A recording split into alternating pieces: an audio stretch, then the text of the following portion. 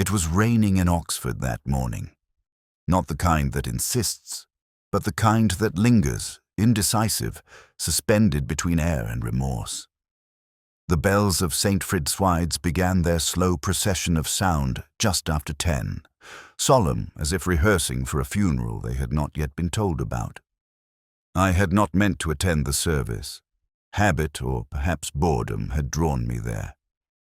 One learns in this city that solitude can be noisy, and sometimes a sermon offers the illusion of silence.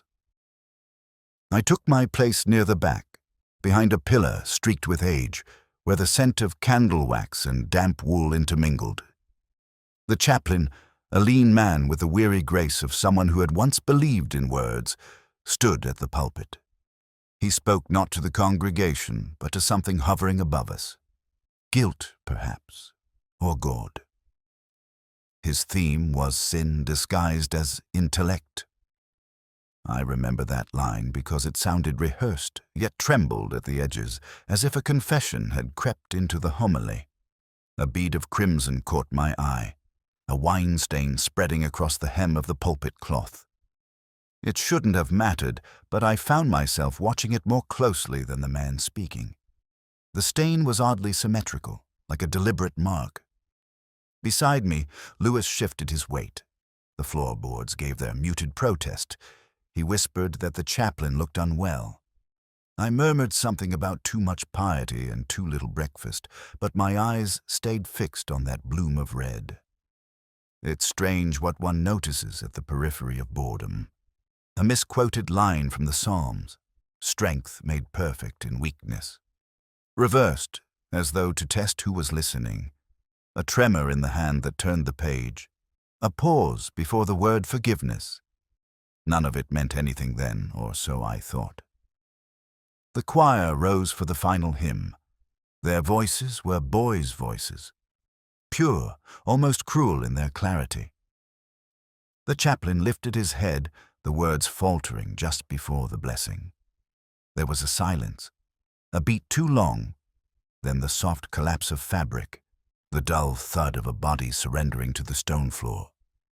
Someone screamed. The organ faltered into a single wrong note before falling quiet. Lewis was already moving, clearing a path through the startled worshippers. I stayed still a moment longer, because some part of me resisted breaking the composition. The rain against the windows, the candles flickering, the stillness of a man who had spoken his last word. Then duty reasserted itself. That unwelcome reminder that curiosity and compassion are rarely the same thing. We waited for the doctor, who arrived breathless and uncertain. The verdict was swift. Heart failure, perhaps. Too convenient. The face of the dead man seemed almost relieved, though his mouth retained a faint shadow of surprise. I noticed that his right hand was stained faintly red, as if from wine or ink. The pulpit cloth still bore the mark, darker now, almost deliberate in shape. Lewis found a small envelope on the floor beside the lectern. It was blank, unsealed, containing nothing but a scrap torn from a sermon draft. The words were written in a neat, slanted hand. For all have sinned, but not all confess. He looked at me, puzzled. I said nothing. It is sometimes wiser to let silence perform the autopsy. Outside, the bells began again, this time tolling for the dead. I stood beneath the college archway, watching the rain wash over the cobbles, each drop erasing a fraction of color from the world. A porter approached, asking if the service would resume next week. Lewis answered him. I didn't. I was thinking of the stain. How it had spread in perfect symmetry, how the chaplain's sermon had faltered on the word truth, and how the bells had started late that morning as though time itself had hesitated. It struck me then, faintly, fleetingly, that something had been rehearsed long before the collapse. A gesture, a ritual, an arrangement of events that had nothing to do with faith and everything to do with guilt. I filed the thought away, as I often did, under the category of unexplained discomfort. That night, in my flat, the sound of the bells returned in memory. I poured a measure of whiskey, left it untouched, and watched the rain begin again. Slow, undecided, and strangely familiar. There are letters one never means to send. I've written a few myself, usually after a late whiskey and an early regret. They sit in drawers until time makes their words absurd. But the letter I found in the chaplain's office the next day was neither absurd nor forgotten. It was deliberate and unfinished. The college had grown quieter since the death, though not out of mourning. Oxford absorbs tragedy like a sponge absorbs rain, reluctantly, temporarily, then dries back into its habitual arrogance. Lewis and I were shown to the chaplain's rooms by the porter, who spoke in the reverent tones reserved for the newly dead. He told us the man had lived alone, ate little, drank not at all, and kept no visitors. It sounded like a confession of dullness, yet the room said otherwise. Books lined the walls, not in tidy rows, but in desperate, uneven stacks, as though every subject demanded an argument.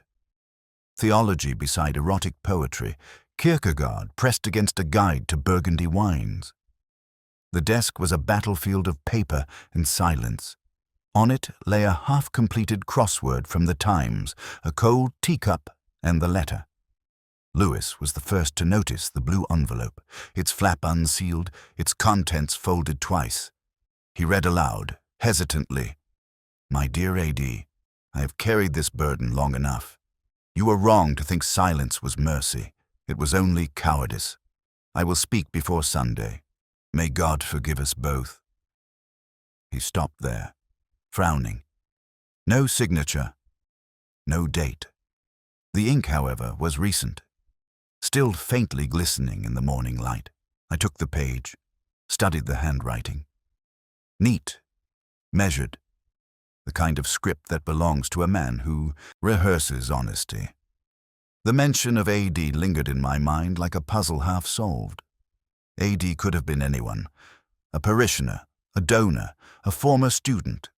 But something in the phrasing, that line about mercy, mistaken for cowardice, carried the peculiar intimacy of shared guilt. It was not written to accuse, but to unburden. I read it again, slower this time. Lewis asked if I thought it was a suicide note. I told him no. It was a prelude, not a conclusion. While he photographed the letter, I turned to the crossword. Most clues were solved, though 2 remained blank. Blood of the grape, soul of deceit. 6 was 1. Beneath it, the chaplain had penciled the letters V-I-N, and then stopped. The other was "One fallen from grace returns in disguise." 5. That one he had not even begun. The tea had gone cold long before we arrived, yet the spoon lay on the saucer as though placed there carefully, recently. The detail meant little to Lewis, but to me it suggested interruption. A visitor, unexpected, or a change of mind too sudden for ceremony. There was another letter, crumpled in the wastebasket. Torn but legible enough. A formal draft to the master of college, beginning with the line, "I must speak concerning an error of the past, though it will cost me everything." The rest was destroyed. The chaplain had rewritten it, perhaps softened it into confession, but not sent it, not yet. I asked Lewis to fetch the porter's logbook. He returned with the entries for the previous evening. No visitors listed after 7, though one entry had been scratched out. He held it under the light. The ink beneath faintly suggested a name beginning with D. The porter, when pressed, remembered nothing. He rarely did. On the desk stood a small photograph in a wooden frame. 2 men in academic robes laughing beside a vineyard. The chaplain, younger, and another man with a face that seemed both familiar and foreign, as if I had seen it once from a train window. The back of the photograph bore the words, "Reims, 1987. Truth fermented slowly." Lewis remarked that it sounded poetic. I said it sounded like guilt in disguise. We left the office as the bells struck noon, their echoes tumbling through the quad like unanswered questions. I paused beneath the cloister arch and looked back through the rain-specked glass at the desk. The letter still lay there, half folded, half defiant. I wondered if it had been written in hope or despair, or if the difference mattered any more. Later that night at home, I opened the newspaper and saw that the Times crossword carried the same clue the chaplain had left unsolved. I stared at it for a long while, then filled in the missing letters. Vinery. Wrong length, wrong logic. I crossed it out. The real answer, as it often is in life, would have to wait until morning. It was Lewis's idea that we attend the Fellows' dinner that evening, a suggestion I greeted with the sort of reluctant civility I reserve for dental appointments. I have never liked those collegiate feasts, the solemn decanting of port, the self-conscious Latin grace, the way intellect is paraded as if humility were a medieval relic. Yet something in me was curious. Death lends glamour to hypocrisy, and the chaplain's passing had made men careful with their words. St. Frideswide's dining hall was candlelit, the air veined with the scent of wine and wax. The portraits, former masters, forgotten deans, gazed down like mute jurors. The master himself presided at the high table, a thin man with an expression that suggested both moral exhaustion and private satisfaction. His name was Dr. Keach, though Lewis misheard it as Keats, which seemed, to my ear, too flattering a mistake. The meal began in silence, as if good manners might cleanse whatever stain the sermon had left behind. I tasted the soup, tepid, indecisive, and listened. Academics, when nervous, often resort to irony. Someone remarked on the irony of a clergyman dying in church. Another countered with a dry comment about divine efficiency. Laughter followed, brittle as old glass. Keach raised his glass to the chaplain's memory. His eulogy was polished, practiced, and entirely hollow. The deceased, he said, had been a man of integrity, a loyal servant to the college, and a scholar of modest brilliance. It was the kind of praise that conceals more than it reveals. I caught Lewis watching me, waiting for a sign that I shared his discomfort. I gave him none. Instead, I asked after the chaplain's recent work, a paper on moral theology, I believed. Keach hesitated before replying that it had been a collaborative effort, though with whom he did not specify. One of the fellows, a historian named Partridge, supplied that the late man had been troubled by accusations of academic dishonesty. The word plagiarism hovered in the air, unspoken but heavy enough to warp the candlelight. It was then that I noticed the detail. As the master gestured for the decanter, his sleeve brushed the rim of his wine-glass, tipping a small arc of claret onto the white cloth. He dabbed at it absently, too swiftly before the stain could spread. A trivial accident, perhaps, but the same gesture had repeated itself in my mind from the chapel. That crimson mark, deliberate, centered, controlled. Keach poured the remaining wine into his glass and spoke of forgiveness. Lewis, ever the pragmatist, broke the tension by asking about the chaplain's health. Had he complained of chest pains? Fatigue? Keach replied that the man had looked weary but attributed it to overwork. Partridge added that he had seemed distracted, haunted perhaps. No one, of course, mentioned guilt. After the port, conversation loosened, though sincerity did not. A don with a florid complexion confessed to having disliked the chaplain's sermons, too moral for modern times. Another said he admired his restraint. I listened, saying little. Words are often at their most, revealing when they pretend to defend. As coffee was served, I noticed a small notebook lying beside the master's plate. Its edges were damp, stained faintly red.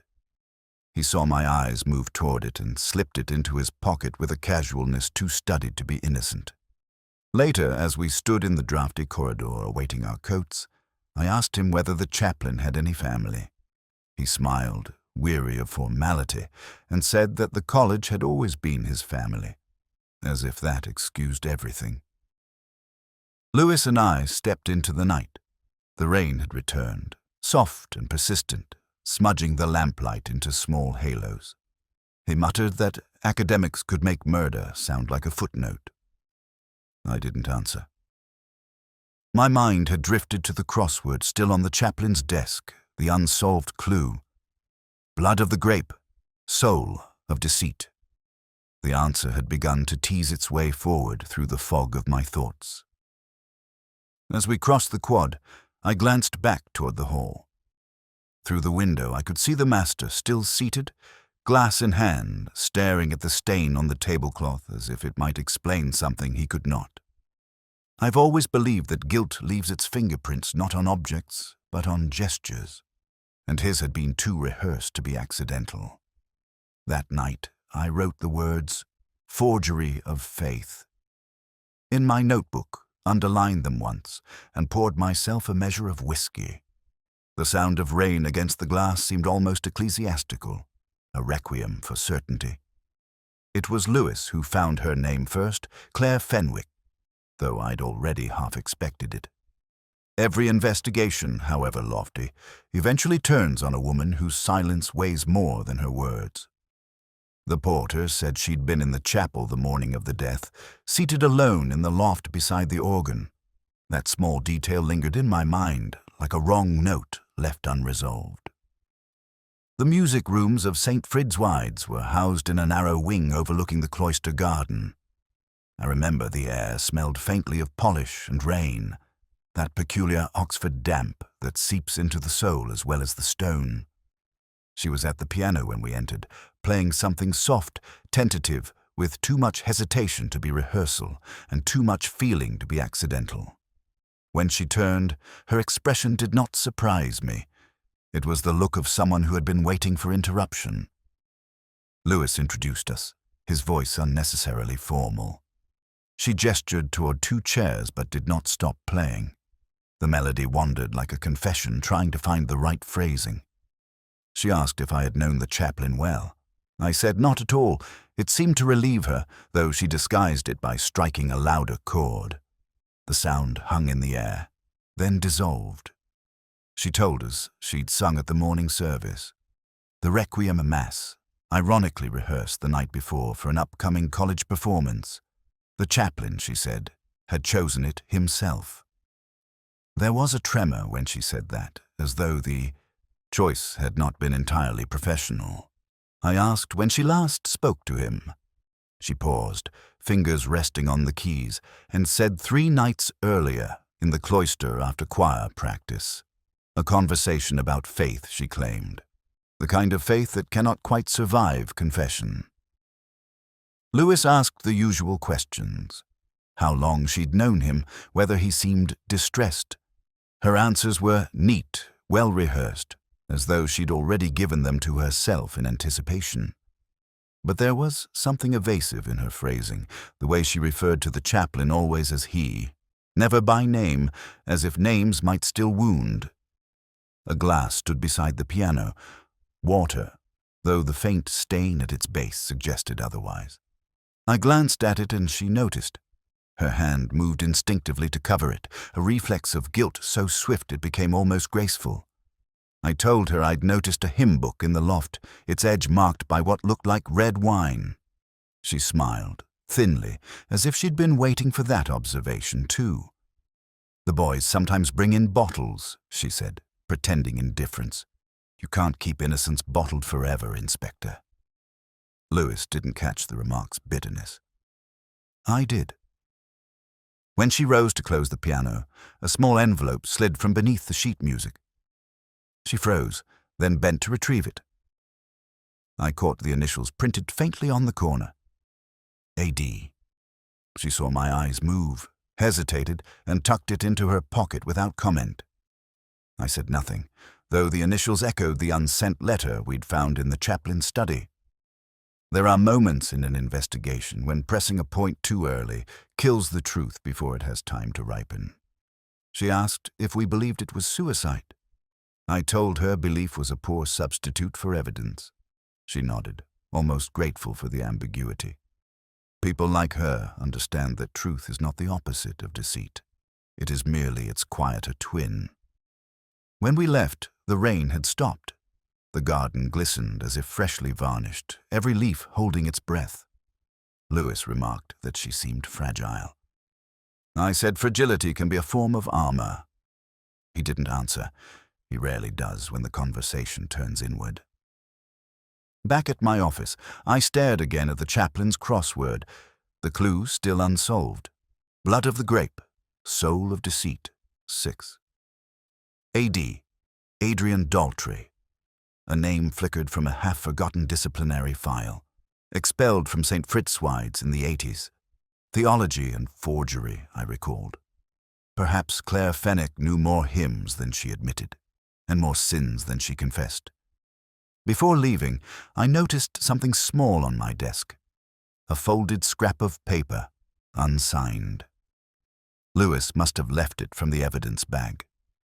A single line in the same hand as the chaplain's letter. Forgive me, Clare.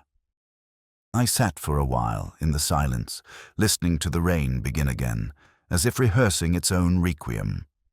There are rooms in Oxford that seem to remember too much. The vestry at St. Fitzwide's was one of them, small, airless, and steeped in the scent of incense that had long since surrendered to mildew. I went there the next afternoon, not for prayer, but for silence. Silence, I've found, is often more talkative than people. The chaplain's death had already begun its slow metamorphosis into anecdote. Rumors move faster than grief in a college town. Lewis waited by the door, notebook in hand, while I studied the narrow booth that passed for a confessional. Its wood was dark, worn smooth by a century of secrets. I pushed the small lattice aside, half expecting a voice to rise through it. Only the sound of dripping echoed from the gutter outside. A janitor entered, thin, bent, smelling faintly of polish and tobacco. He spoke without preamble, the way the long-employed do. Said he'd cleaned this place every week for 20 years and that the chaplain had lately taken to locking the vestry. Odd, he said, for a man who claimed to fear no sin. He mentioned wine bottles, hidden beneath the altar cloth. 2 of them, empty. I asked what kind. He didn't know, but he thought the corks looked French. When he left, Lewis muttered that perhaps the man had fallen off the wagon. I told him clergymen rarely fall. They drift. Still, the detail bothered me. The chaplain's abstinence was not rumor. It had been virtue turned ritual. Wine hidden in a vestry suggested either shame or a visitor. I remembered the stain on the pulpit, the way it had spread as if poured with precision. There was a prayer book on the stool, its margins covered in cramped notes. One line caught my attention, underlined twice. Deliver me from false absolution. Below it, in the same hand, a smaller scrawl. Forgive me, A. I felt a small jolt of recognition, like a match flaring in fog. The letter again. A.D. outside, the bells tolled for evening prayers. I closed the book and noticed a faint residue on the wood. Sticky, sweet, unmistakably wine. Poison, when it wishes to hide, often chooses devotion as its disguise. Lewis and I walked the cloister in silence. He spoke at last, asking whether I thought the chaplain had taken the poison himself. I said that faith, for some men, is not a comfort, but a wager they keep losing. He said I was being poetic again. I told him that truth occasionally needs translation. We stopped beneath the arch that led to the chapel garden. There, half concealed by ivy, stood a small stone basin once used for holy water. Inside lay a glass fragment, the neck of a bottle, cleanly broken, still fragrant with tannin and almonds. Almonds, I remembered, were the scent of cyanide. I said nothing. Lewis pocketed the shard, unaware of its whisper. Back in my office, the lamplight pooled across the case files. The unsent letter lay beside my ashtray, its blue paper softening at the edges. I read it again, aloud this time, letting the words bleed into the quiet. Silence mistaken for mercy. The phrase struck me differently now. Mercy for whom? The dead man, or the living one he addressed? I poured a whiskey, but left it untouched. The crossword was still on my desk, taunting me with its blank square. Blood of the grape, soul of deceit, 6. I traced the clue with my finger, thinking of wine, sin, confession. The word venial occurred to me. Too few letters. Vinum? Too Latin. Too easy. And then a thought, small but persistent. The stain, the confession, the false absolution. Perhaps the clue was not about wine at all, but about forgiveness turned sour. 6 letters. Redeem. Wrong context, wrong poetry, but something near it. I turned off the lamp. The window pane reflected the dark like a mirror, uncertain of its purpose. Somewhere beyond, the chapel bells struck 9. I imagined the confessional once more. The lattice, the whisper of breath, the residue of wine where there should have been none. The dead man had come there not to absolve, but to accuse. And whoever had listened from the other side of that screen had answered him with silence. I've always believed that the truth in Oxford hides best among its books.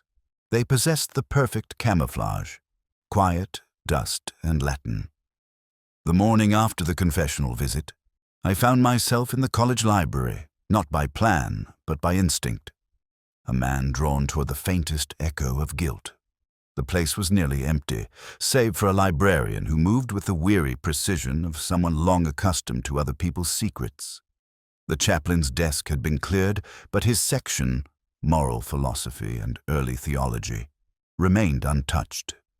I traced my fingers along the spines until one resisted slightly, as though reluctant to let go.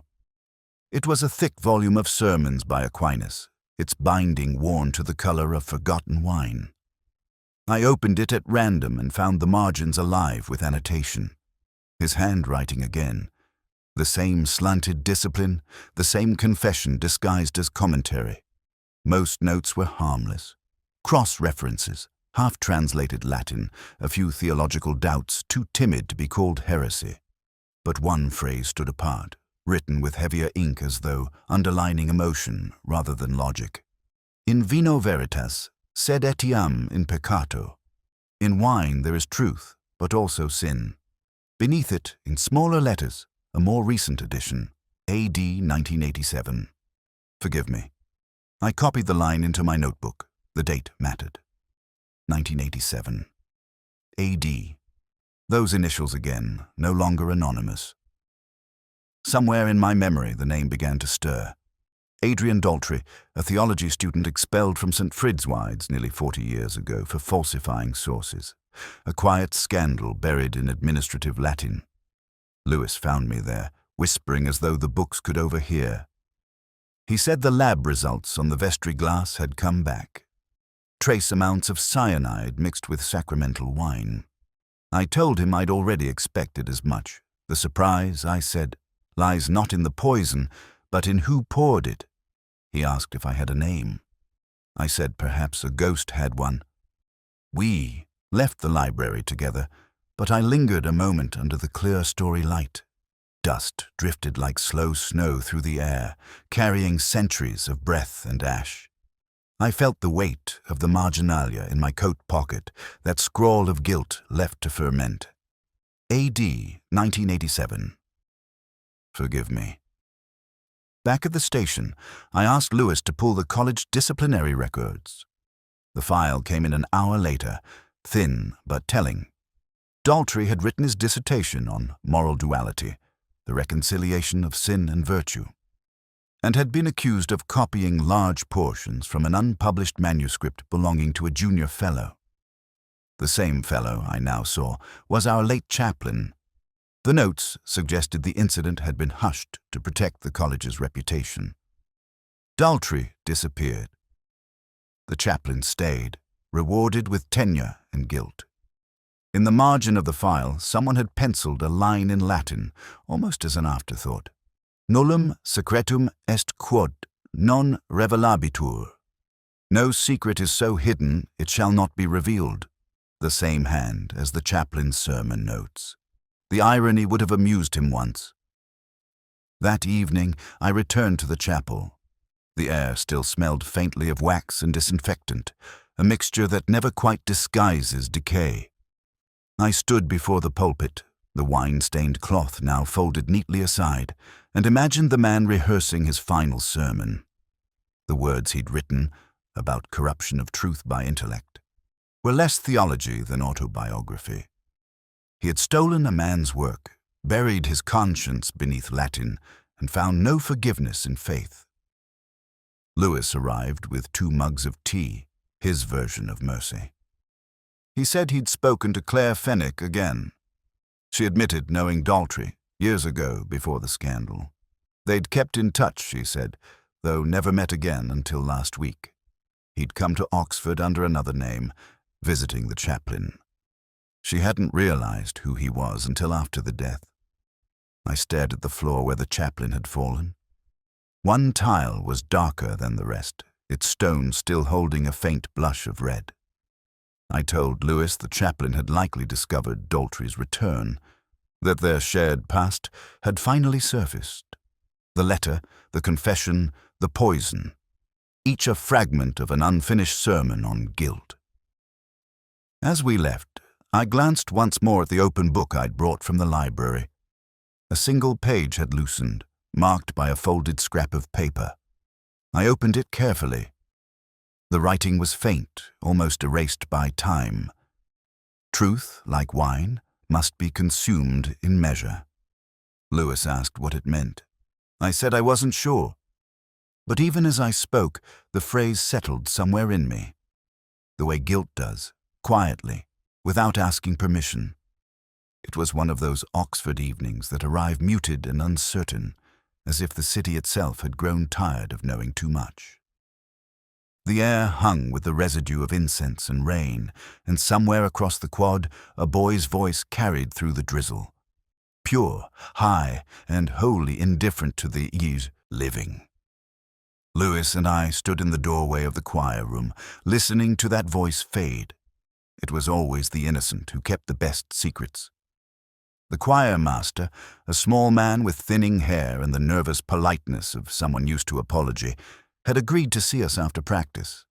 His office was crowded with sheet music, ink-stained quills, and photographs yellowed by the same dust that coated every morale in this college. I asked about the night before the chaplain's death. He rubbed his temples as though memory were a punishment. Said the chaplain had dismissed the boys early, citing fatigue, but later returned to speak with one of them privately. A scholarship boy named Phelps. Clever, quiet, good at Latin.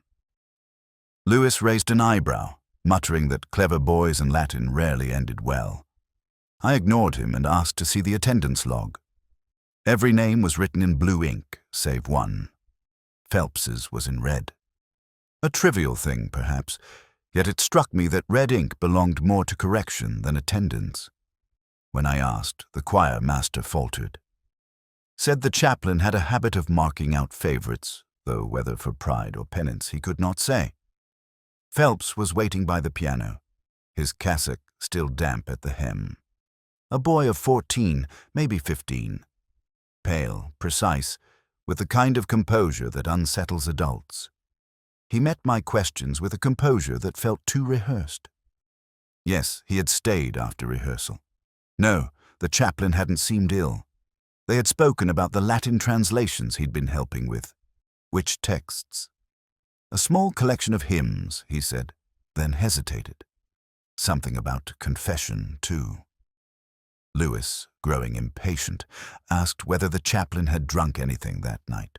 The boy looked away, then said only that the chaplain had poured himself a glass of wine, though he hadn't taken a sip while Phelps was there. He had asked the boy to leave as the clock struck 8. That detail, precise and uninvited, carried the ring of memory. or guilt. After Phelps left, we sat again with the choir master. On the desk lay the boys' hymn sheets, their edges blotched with faint rings. The impression of a glass once set upon them. I lifted one. The faint scent of wine lingered still. I turned it over and saw, scrawled faintly in the chaplain's hand, Benedictus qui venit in nomine Domini. Blessed is he who comes in the name of the Lord. Below it, the same initials as before, A.D. Only this time they were followed by a single word. Revenit. He returns. I felt the stir of something taking shape. The initials no longer stood merely for a name, but an announcement. Perhaps even a warning. Adrian Daltry had come back. The chaplain had known, and the choir boy had carried the message unknowingly, like a verse of music he didn't understand. We left as the last of the boys filed out into the mist. The sound of their shoes on stone echoed like a procession of ghosts. Lewis remarked that the lad seemed innocent enough. I said innocence was rarely the absence of guilt, it was simply the failure to recognize it. At the edge of the quad, I stopped. A memory had pressed itself forward. The chapel, the collapsed sermon, the wrong note from the organ just before silence. That wrong note had not been random, it had been deliberate, an interruption. And the boy at the organ had been Phelps. He had known something, or someone had told him to play. That night I returned alone. The chapel was locked, but locks in Oxford are more a gesture than a barrier. Inside, the faint smell of wine still drifted from the pulpit. I climbed the stairs to the loft. A single candle remained on the organ's ledge, its wax pooled in a perfect circle. Beside it, tucked beneath the hymn book, a small folded note. Its edges singed, its writing careful. He said the truth must be sung, not spoken. No signature. Only a single crimson fingerprint pressed into the paper's corner. I left the note where it lay. Some truths do not welcome retrieval. As I descended, the silence of the chapel thickened around me, broken only by the faint echo of that wrong note, still ringing somewhere between sin and song. There are moments in life, few and far between, when repetition becomes revelation. The second time is never simply a return. It is a reckoning. So it was when I stood once again in the chapel of St. Fredeswide's, reading aloud the final sermon the chaplain never delivered in full. The master had asked me to review his papers, to decide what might be read at the memorial. I had agreed, not from duty, but from a kind of morbid curiosity, the same impulse that makes one linger over the obituary of a stranger. The pages smelled faintly of dust and ink, and something else underneath, an acidity that wasn't age. Perhaps guilt has its own scent. Lewis stood at the back, restless as always. He said the text would mean little to anyone outside the college. I told him meaning was rarely the point of sermons. Endurance was. The handwriting grew unsteady halfway down the first page. The line that had broken his voice in the pulpit was there, underlined twice. Truth does not set us free, it only binds us to what we dare not forgive. Beneath that, an annotation in another hand. Neater, cooler. He dares too much. I turned the page and noticed a faint stain along the margin, brown now but once redder. Wine, perhaps. Or blood. In this case, the difference was philosophical. Outside, the bells began their slow lament. The sound carried through the stone like a patient accusation. I read on. The sermon shifted tone, losing its rhythm, turning personal. The chaplain wrote of betrayal, of the weight of unspoken things, and of a man who had returned to Oxford to collect a debt of truth. He didn't name him, but the initials were there again, woven subtly into the lines. A.D., a ghost now confirmed in ink. Lewis asked what I made of it. I said it wasn't theology. It was confession disguised as homily. And whoever had written those marginal notes, he dares too much, had read it before the sermon was ever spoken. I stopped reading. The silence that followed felt deliberate, almost liturgical. In it, I could hear the faint hum of the organ above us. Someone had been practicing. We climbed the narrow stairs to the loft. The air was cold and still, as if the music had died mid-breath.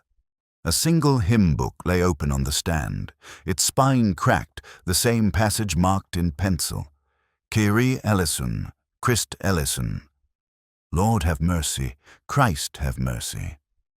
The notes beneath had been rearranged, almost invisibly, enough to distort the harmony. I thought again of that wrong note during the chaplain's final moments. It hadn't been a mistake at all. It had been a signal. Lewis pointed to a small scrap tucked inside the hymn book, a page torn from an old program. On it, a single sentence. He wrote it once. He will not write it again. The handwriting was careful, female, and familiar. Clare Fenwick's. We found her later in the cloister garden, standing under the dripping yew trees. Her face was drawn, the pale severity of someone who has been watching her own conscience from a distance. She said she had written the note weeks ago when the chaplain had asked her to proofread his sermon. He wanted her opinion, she told us, though she had given none. She had realized what it was really about.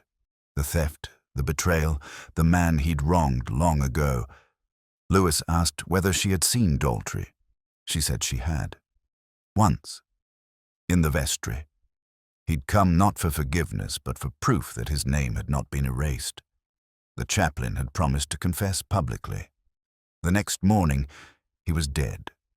I asked her about the note in the hymn book, about the rearranged chords.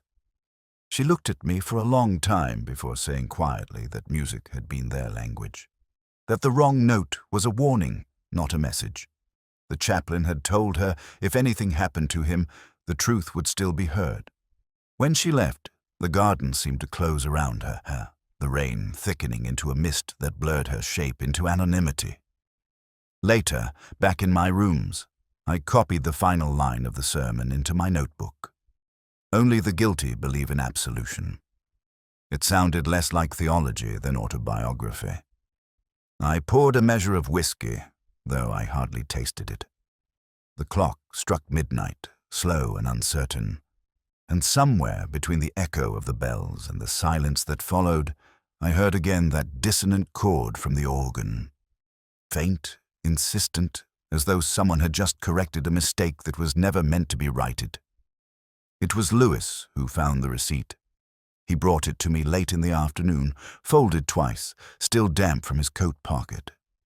The rain had begun again, that endless Oxford drizzle that smudges time as much as it does ink. He said he'd been going through the chaplain's correspondence box when he came across it, a plain slip of paper from a wine merchant in Abingdon, dated 3 weeks before the death. 2 bottles, imported from Burgundy. Vintage 1987, the year of the scandal. I spread the receipt on my desk, smoothing the creases with the back of my hand. There was a faint brownish mark near the bottom, shaped like a thumbprint. The name in the customer field had been half erased, overwritten, awkwardly, as if someone had tried to disguise their own handwriting. Beneath the fresh ink, I could just make out the shadow of another name. A. Daltry. Lewis leaned over me, the smell of rain and cigarette smoke mingling in the air. He asked if that proved Daltry was back in Oxford. I said proof is an impatient word. But yes, it confirmed something I had begun to suspect, that the past, like old wine, had been uncorked. I remember that moment precisely. The sound of the clock striking 5, the faint murmur of traffic beyond St. Giles, the way the light seemed to falter just before dusk. Everything in Oxford looks honest in daylight. Only in half-light do you begin to see the lies. I took the receipt and turned it over. On the back, someone had scribbled a note in blue ink. Deliver to college vestry. Recipient will collect in person. No signature, no initials. Yet the phrasing was clerical. meticulous, almost penitential. Whoever wrote it had been accustomed to ritual. That evening we visited the merchant, a small shop wedged between an antiquarian bookseller and a tobacconist, the kind of place where dust and discretion come free with the bottle. The owner was a man of 60, with the polite opacity of someone who sells temptation for a living. He remembered the order well. Said it had been placed by telephone. The voice, he thought, was English, but oddly formal, as though reading from a script. The payment had come in cash, delivered by a woman. Lewis asked if he could describe her. The merchant hesitated, then said she wore a dark coat and gloves, though it wasn't the season for them. He remembered that her eyes were pale. Not their color, but their stillness. That description was enough. I thanked him, left a card, and stepped back into the damp evening. We walked in silence toward the river. The cobblestones gleamed like half-polished secrets. Lewis muttered something about Clare Fenwick. I didn't answer. It was too soon to name her aloud. Back in my rooms, I poured a whiskey I didn't need. The receipt lay beside my glass, its ink deepening as if feeding on the lamplight.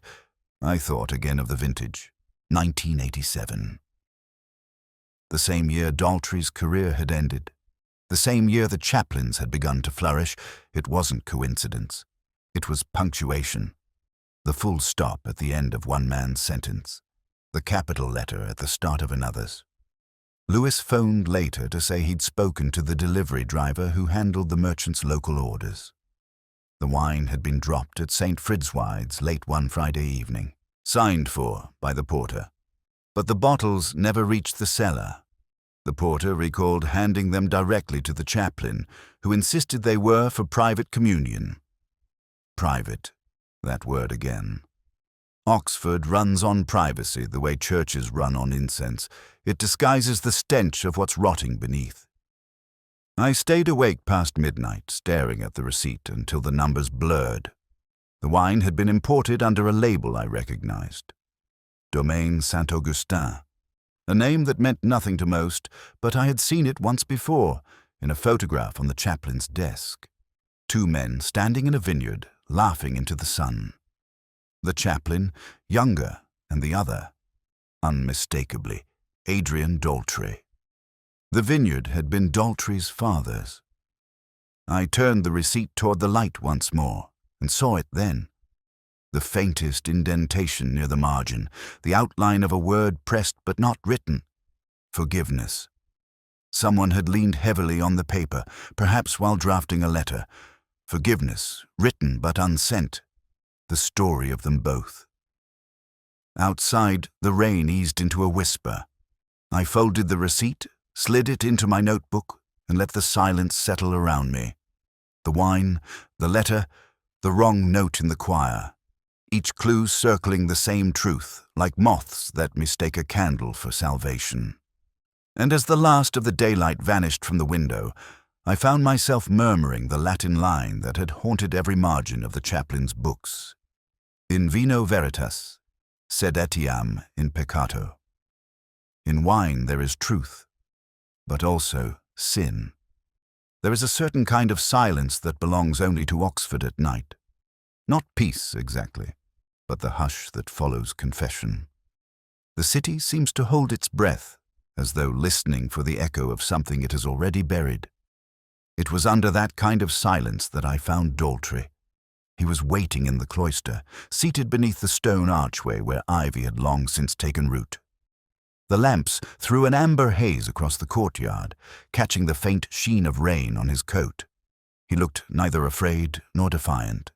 There was even something rehearsed in the stillness of his posture, as if he'd been expecting me all along. "You've been clever," he said when I drew near, though it sounded less like praise than weariness. I told him that cleverness was usually a symptom of guilt. He smiled, a small private smile, the kind a man gives to himself when the final move has been made. I had the receipt in my pocket, the one from the wine merchant. I told him about it, how the handwriting had betrayed him, how his initials still lingered beneath the false name. He didn't deny it. He only said he'd wanted the same vintage they'd drunk once before, in France, when the chaplain was still his friend. The year before the betrayal, the year the truth had soured. He looked at the chapel doors. The rain had left a stain on the stone that resembled a dark wing. He said the chaplain had stolen his work, his life, and then dared to speak of salvation. He said that when he'd returned to Oxford, it wasn't for revenge, but for closure. Closure, I told him, is just a more comfortable word for punishment. He asked if I'd ever believed in forgiveness. I said no, not really. He nodded, as if that confirmed something he'd long suspected. Then he told me everything. How he'd sent the wine through Clare Fenwick, knowing she would never question the request. How he'd switched one bottle for another, lacing it with cyanide. The bitterest irony being that the poison smelled faintly of almonds, the same scent as the vineyard in summer. The chaplain had drunk it during the final rehearsal, thinking it communion wine. A private ritual, his last. There was no triumph in Daltry's voice, only exhaustion. He said the moment the man died, he realized he had killed not a thief, but his own past. That nothing was reclaimed, only repeated. I remember the rain beginning again then, soft as breath. He drew a small flask from his pocket, uncapped it, and poured the liquid into his hand. Burgundy, the same vintage, the same ritual. He held it up to the light, watching it tremble like blood before drinking deeply. When he lowered the flask, his face had changed, not with fear, but with the dull recognition of inevitability. "You'll find the letter in my room," he said quietly. "It explains enough, but not everything. No letter ever does." Then he smiled again, faintly. "Tell Clare she was never to blame." It happened quickly. A slight tremor in his fingers, the glass flask slipping from his hand, the sound of it shattering against the stones, the smell of the wine. Sharp, metallic, almost sweet, the color darkening as it spread, mixing with the rain. I caught him before he fell completely, but the weight was already leaving him. The taste of iron was in the air, mingled with the silence that follows an answered prayer. Lewis arrived minutes later, breathless. He looked at me, at the flask, at the body, and asked if I'd known. I said I'd suspected, which was true, though not the whole truth. He crouched beside the fallen man and muttered something about justice. I told him justice had very little to do with it. Later, when they took the body away, I remained in the cloister. The bells began to toll, late and slow. I thought of the chaplain's final sermon, how he'd written that truth binds more than it frees. Perhaps that was why he had fallen, bound not by God, but by the man he'd wronged. Back in my flat, I poured a measure of whiskey and set it beside the window. The rain had stopped. The street below was slick with reflections, as if the city itself were trying to wash away what it had witnessed. I didn't drink. The glass stayed there, catching the faint light, untouched, a communion of its own kind. Even now, when I think of that night, I remember the scent before the sound. Wine, rain, and the faint tang of iron. The silence that followed was almost tender, as if the world had paused to consider mercy, then quietly moved on.